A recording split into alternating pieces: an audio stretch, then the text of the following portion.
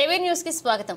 తెలంగాణ పర్యాటక రంగానికి నూతన జవసత్వాలు సంతరించేలాగా పర్యాటక శాఖ వినూత్న కార్యక్రమాలకు శ్రీకారం చుడుతోంది. ప్రపంచ పర్యాటక ముఖ చిత్రంలో తెలంగాణ కీలక స్థానంలో ఉండాలని సీఎం రేవంత్ రెడ్డి ఆకాంక్షలకు అనుగుణంగా పర్యాటక రంగ అభివృద్ధి, బ్రాండింగ్, అలాగే ప్రమోషన్ వంటి అంశాలపై దృష్టి పెట్టింది. ఇందులో భాగంగా రాష్ట్ర పర్యాటక రంగాన్ని అభివృద్ధి చేసి తగు ప్రాచుర్యం కల్పించి ప్రోత్సహించేందుకు పర్యాటక శాఖ మంత్రి జూపల్లి కృష్ణారావు ప్రత్యేక చొరవ తీసుకుంటున్నారు. జిల్లాలోని పర్యాటక ప్రదేశాల్లో విస్తృతంగా పర్యటిస్తూ టూరిజం ప్రమోషన్లో సహచర మంత్రులు, ఎమ్మెల్యేలు, ఎంపీలు, ఇతర ప్రజాప్రతినిధులను భాగస్వాములను చేస్తున్నారు.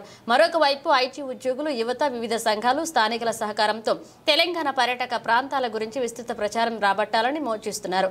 ఇందులో భాగంగా హైటెక్ సిటీ రహేజా మైండ్ స్పేస్ లో ఐటీ ఉద్యోగులతో మంత్రి జూపల్లి కృష్ణారావు ప్రత్యేకంగా సమావేశమయ్యారు. ఈ సందర్భంగా ఐటీ ఉద్యోగులకు డిస్కౌంట్ కూపన్ లాంచ్ చేశారు. పర్యాటక అభివృద్ధికి చేయూతనివ్వాలని వారిని కోరారు. టూరిజం ప్రమోషన్ లో భాగంగా మైండ్ స్పేస్ లోని పనిచేస్తున్న ఐటీ ఉద్యోగులకు హరిత హోటల్స్ లో 15% డిస్కౌంట్ అవకాశం కల్పిస్తున్నామని, దీన్ని మరిన్ని ఐటీ కంపెనీ ఉద్యోగులకు విస్తరిస్తామని ప్రకటించారు. స్కాన్ కోడ్ లో రిజిస్టర్ అయిన ఐటీ ఉద్యోగులు ఈ డిస్కౌంట్ కూపన్ ను వినియోగించుకోవచ్చని తెలిపారు. దేశవ్యాప్తంగా వివిధ విమానాశ్రయాలు, రైల్వే స్టేషన్లు, ఇతర ప్రాంతాల్లో తెలంగాణ పర్యాటక ప్రాంతాలు ప్రదర్శించి అలాగే విస్తృత ప్రచారం నిర్వహిస్తామని తెలిపారు.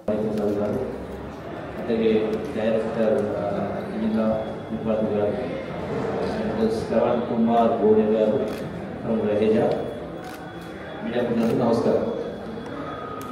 రోజున ఈ టూరిజం ప్రమోట్ చేయడానికి వాస్తవంగా మనం ఏమి చేయకుండా మార్కెటింగ్ చేస్తే చాలు. ఎందుకంటే ఏమీ లేనటువంటి దుబాయ్ చూసినా, ఏమీ లేనటువంటి సింగపూర్, అక్కడ ఇసుక తప్ప తాగడానికి మంచినీళ్ళు కూడా మలేషియా నుంచి షిప్పులలో ఇంపోర్ట్ చేసుకుంటున్నారు మంచినీళ్ళు. అలా అటువంటి దేశాలు కేవలం టూరిజం ద్వారానే ప్రపంచంలోనే అగ్రగామి దేశాలని వీరు.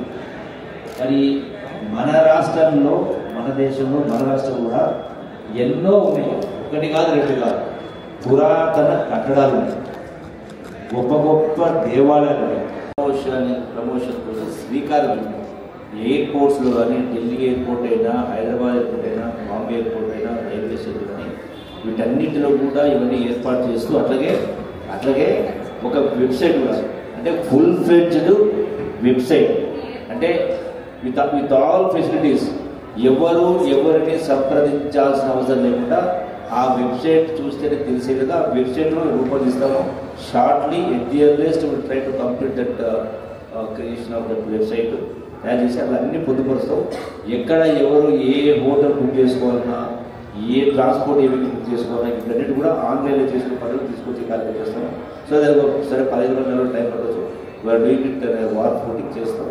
సో డెఫినెట్గా దీనికి ఒక పబ్లిసిటీ చేసే కార్యక్రమం చేస్తాం. అట్లాగే పబ్లిసిటీ ఒకటే కాకుండా వసతులు, వనరులు కూడా, అట్లాగే సెక్యూరిటీ కూడా, టూరిజం ఏ ఇబ్బందులు కూడా అన్ని జాగ్రత్తలు తీసుకునే కార్యక్రమం చేస్తాం. వాళ్ళ రక్షణ కూడా మా బాధ్యత కాబట్టి ఇవన్నీ ఏర్పాటు చేస్తాం. స్టేట్ గవర్నమెంట్ ఎకో టూరిజం ఒక పాలసీ తీసుకొస్తున్నారు. మీ టూరిజం డిపార్ట్మెంట్ ఒక పాలసీలో కూడా కొంత నిధులు కేటాయించడం జరిగింది. అంటే ఎక్కడెక్కడ టూరిస్టులు చాలా చోట్ల అసలు టాయిలెట్స్ లేని పరిస్థితి, ఇక్కడ పోయి ఉందామంటే 4 రోజులు ఉందామంటే లేని పరిస్థితి. నేను కింది దినాలలో చూసిన అక్కడ ఒకటి గ్లాస్ హౌస్ తయారు చేసి ఒక ఆల్మోస్ట్ 40-50 కాటేస్తారు. అంటే ఇప్పుడు సోమసులు ఏర్పాటు చేస్తారు, నాగాసాలు ఏర్పాటు చేస్తారు. పెళ్లిళ్ళు కూడా చేయడానికి కూడా కొన్ని కోట్ల, అంటే ధనవంతులు ఉంటారు, కోటీశ్వరులు, ఇతర దేశాలపై కోట్లు ఖర్చు పెడతా ఉంటారు. అవన్నీ ఇక్కడే మనం ఏర్పాటు చేసుకోవచ్చు. అంటే వెడ్డింగ్ డెస్టినేషన్ వెడ్డింగ్, ఇవన్నీ కూడా ఇక్కడ ఏర్పాటు చేయగలరు.